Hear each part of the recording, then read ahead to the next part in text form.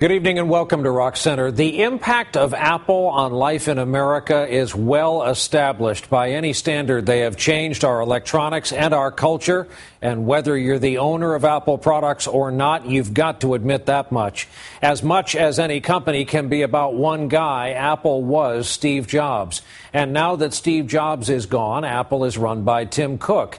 He hasn't talked a whole lot about his life or his business. He certainly hasn't done so on television until now. Apple is famously secretive, and so while it took months of meetings and negotiations, Tim Cook agreed to be interviewed, and we met up at one of the places Apple has transformed. Nobody remembers the guy who came after Thomas Edison. And nobody seems to recognize Tim Cook as we walk together across the teeming floor of Grand Central Station. I'm a private person, and, I like my being anonymous. As we walk, we're surrounded by examples of what Apple has done to our society, both good and bad. People now live their lives while listening to the soundtrack of their lives, communicating with members of their own community while ignoring the actual community around them. And in this marble monument to another time where trains lumber to a halt 2 stories beneath our feet, we go up the stairs into what we were told the future would look like. The red shirts greet us, and Tim Cook is home now in the Apple Store, where the successor to Jobs is suddenly treated more like Jagger. Hey, good to see you. It's a pleasure. Thank you very much. I've been with you for a long time. Thank you. Sign for me, please. I'm a big fan. I have been a big fan for 4 years. There you go. It's pretty spectacular. Who else would have put a store like this in Grand Central? And who else would have us believe they intend to be the one company that reverses hundreds of years of business history by becoming the one company that never fades away into irrelevance? You realize if you're a company that can keep amazing us, consumers, if you're a company that can stay fresh without an expiration date, you'll be the first company ever to do that. There is a cycle, that circle of life, a life and death, and you're trying to buck that trend. Don't bet against us, Brian. Don't bet against us. We started our day with Tim Cook in Lower Manhattan at another of his 250 austere Apple stores, where we began the questioning with what's different about him. How are you not Steve Jobs?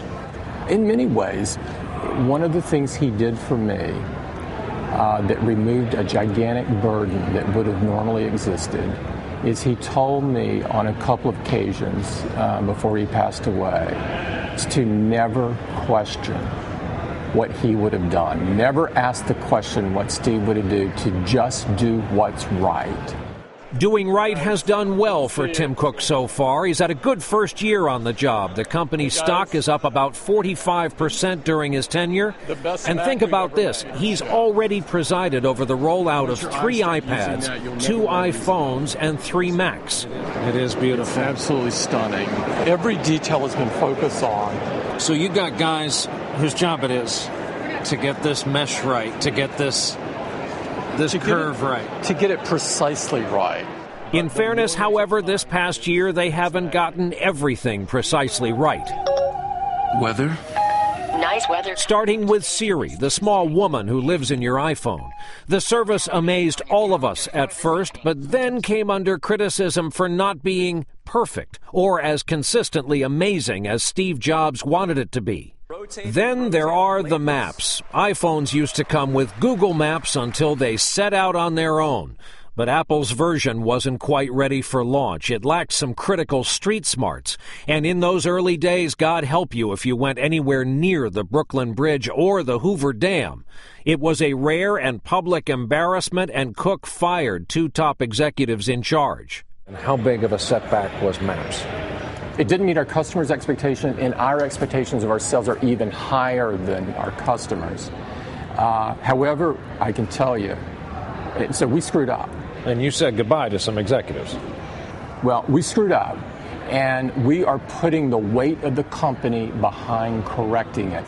As for the iPhone 5 itself, they have flown off those perfect Apple Store shelves. All right, there you go. Apple sold 5 million of them in the first weekend alone, breaking all previous sales records. But buyers of the iPhone 5 soon discovered they had to buy something else. None of the old power cords work on the new equipment. Why did we have to buy new cords for this?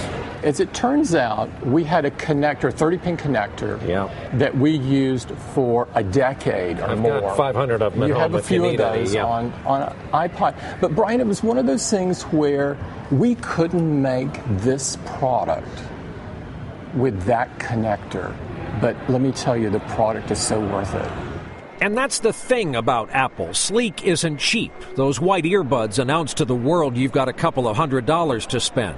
Your investment will buy you a staggeringly beautiful product that works unlike any other. And in a lot of workplaces, including our own, the Apple products you'll see are the ones people bring in from home. They're usually right there on the desk next to the computers we have to use for work. Apple prides itself on being equal parts computer company and religion. Apple fans get whipped up into a stampeding froth with every new product release. Customers famously camp outdoors and then emerge triumphant, emotionally spent. Journalists flock to those dramatic product rollouts as if the CEO is going to reveal stone tablets instead of the kind with scratch-proof glass. And the legendary Apple culture of secrecy is designed to keep it that way. Why are you institutionally so secretive? How is it that you know how many times I've listened to a Bob Dylan song or a Kendrick Lamar song or Have Yourself a Merry Little Christmas, and yet we never get to know anything about you guys? We think that holding our product plans secret is very important because people love surprises. This was one surprise Apple could not have loved, the new Samsung ad campaign. It's blistering, bold, damaging. It portrays Apple products and people who love them as somehow passé and uncool, even desperate. It's a blunt instrument disguised as satire, and it's a frontal attack on a giant that would have been unthinkable not too long ago. Hey, what'd you just do? Oh, I just sent him a playlist. By touching phones? Yep. Simple as that. It's the Galaxy S3. I'll see you at the studio later. When do you think we're going to be able to do that thing? Hey! Hey, Mom, Dad. Oh, thanks for holding our spot. You guys have fun. Home by midnight, you too. The next big thing is already here. The Samsung Galaxy S3. But, honey, this is the line for apps. The unmistakable message right there? Apple products are for your parents. Samsung makes the really cool stuff, and they're much more casual about it.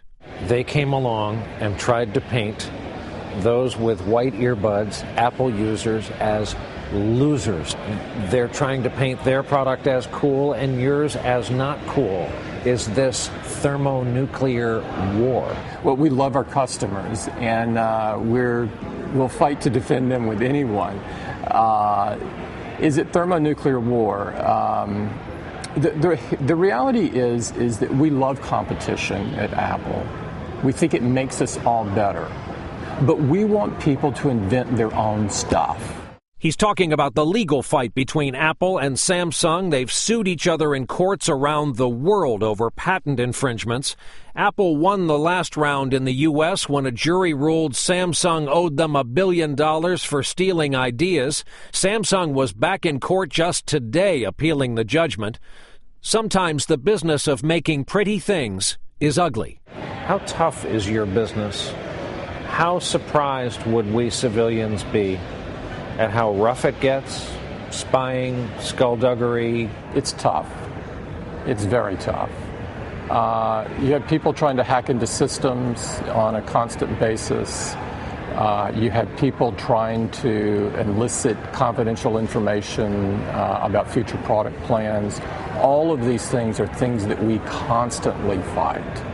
And then there's Tim Cook's larger challenge, the man who rhapsodizes about the perfectly rounded edges of his products, vows to always keep Apple cutting edge. It sounded to me like you and I grew up the same American life, kind of a grindingly simple and normal American middle-class household. When you and I, as kids, would go to a neighbor's house and see under their new TV, Sony Trinitron, That would tell us something instantly, and you're smiling. And that brand lasted up until Walkman, Discman. But then, fast forward to today, it's less meaningful. How do you not become Sony, with all apologies to Sony? We're very simple people at Apple. We focus on making the world's best product and enriching people's lives. I think some companies, maybe even the one that you mentioned, maybe they decided that they could do everything. We have to make sure at Apple that we stay true to focus, laser focus. We can only do great things a few times, only on a few products. But will the next great thing be Apple's long-rumored move into the television business? It's a market that we have intense interest in, and it's a market that we see that has been left behind. What does he mean by that? Tim Cook goes on to talk about that. We'll show you as much as he's willing to say about what might be the next big thing when we come back with part 2 of our interview right after this break. This is the first time Apple's Tim Cook has done this, a full-on television interview. It's also the first time he's spoken in any detail about the death of the legendary co-founder Steve Jobs. And here now, part 2 of our conversation. In August 2011, Tim Cook was made CEO of Apple. Steve Jobs reduced his own role to chairman of the board. Then, less than 2 months later, he was gone after a long fight with pancreatic cancer. It's so great to see so many of you here today. It was Tim Cook who was chosen to preside over the private memorial service for Apple employees. Thousands of people gathered as the face of the founder gazed down upon them from the side of the building. It was the saddest time of my life. Did you know how sick he was? I always thought that he would bounce back because he always did. And it wasn't until extremely close to the end that I reached a sort of an intellectual point that he couldn't bounce this time. Big boss coming through. Big boss people. Look alive. How are you? Wonderful to meet you. Good to you doing. It's his company to run now, and after the peaceful transition of power, he was quickly forced into crisis footing because of the situation in China, where so many Apple products are assembled by skilled workers. There's been trouble, and Cook traveled there after harsh criticism of poor working conditions and low wages. The situation was later parodied on SNL by cast members who actually make up the heart of Apple's demographic. Oh no, talk about Apple Map. It no work, right? It take you to wrong place. You want Starbucks, it take you to Dunkin' Donut. That must be so hard for you. China remains a major issue for Apple, and Tim Cook seems to have a ready answer for it. Why can't you be a made-in-America company? You know, this iPhone, as a matter of fact, the engine in here is made in America. And not only are the engines in here made in America, but engines are made in America and are exported. The glass on this phone is made in Kentucky. And so we've been working for years on doing more and more in the United States. Next year, we will do one of our existing Mac lines in the United States. Let's say our Constitution was a little different and Barack Obama called you in tomorrow and said, get everybody out of China and do whatever you have to do, make everything you make in the United States. What would that do to the price of this device? Honestly, it's not so much about price, it's about the skills, etc. Over time, there are skills that are associated with manufacturing that have left the U.S. Not necessarily people, but the education system stopped producing them. Cook says Apple has already created more than 600,000 jobs here in the U.S. That includes everything from research and development to retail to a solar power farm. He also points to the app industry, another one of those that didn't exist before Apple came along. All those icons and all those downloads employ a lot of people. All this side is iPods here. It was such a different world just 6 years ago when we sat down with Steve Jobs for one of his last television interviews. He showed us around Apple's flagship store on Fifth Avenue in New York, which 6 years later is still the big glass granddaddy of them all. Back then, Steve Jobs was, as usual, all about the future. We've got some really great ideas of the products we're going to build next year and the year after that we're working real hard on. So I think our focal length is always forward. He was all black turtleneck and glass frames and mystical and mysterious. And, forgive me, you and I could work at a Best Buy. We're, plain-looking people. You're a much more conventional seeming guy, but there's obviously brain power he saw in you that you brought to bear on this job. I'm not sure a conventional person would have come to Apple at that point in time. Almost everyone I know thought I was crazy. That's because Apple was on the ropes back in 1998. Steve Jobs had just come back and was trying to steal Cook away from Compaq Computer, a now faded name that was actually vibrant back then. I just got to Compaq. I'd just gotten to Houston. I agreed to come out and talk. 5 minutes into the conversation with him, I'm wanting to throw caution to the wind and come to Apple. And the rest is history. Tim Cook's personal history starts in Robertsdale, Alabama, the son of a Gulf Coast shipyard worker and a mom who stayed at home. After working in an aluminum factory as a teenager, he went off to Auburn and then to Duke for an MBA. Among what little else we know about him, he's got a lot of Bob Dylan on his iPod, and Bobby Kennedy was his hero. He still has his accent from the South. These days he finds solitude in the West. For all the folks trying to get to know you and figure you out, where do you go when you need to go someplace? I work out to keep stress away. I'm in the gym by 5 a.m. every morning. If I have some free time, I go to a national park. I love getting in nature. And so these are the things that calm my mind and allow me to think clearly. And so that's what I do. This is kind of your television coming out, and I'm glad you did this. Does this mean you have reached a cruising altitude? There's no, maybe for other CEOs, there's no cruising altitude at Apple. Tim Cook is a manager with a vision who is following in the footsteps of a visionary turned manager. While he has to worry about global issues like the counterfeiters who instantly turn out fake copies of every new Apple product, Cook has to keep one eye on the stock price constantly and the other on the future, and that sure sounds like it means TV. What can Apple do for television watching? What do you know that is going to change the game that we don't know yet? It's a market that we see that has been left behind. I used to watch the Jetsons as a kid. Absolutely. Meet George Jetson. I love the Jetsons. Right there with Elroy. We're living the Jetsons with this. George, you'll never guess what happened. FaceTime is the Jetsons, but television is still television. It's an area of intense interest. I can't say more than that, but I'm not shocked. All right, complete this sentence. 10 years from now, Americans are going to be amazed that they ever... Give us broad generalities. What's the new thing?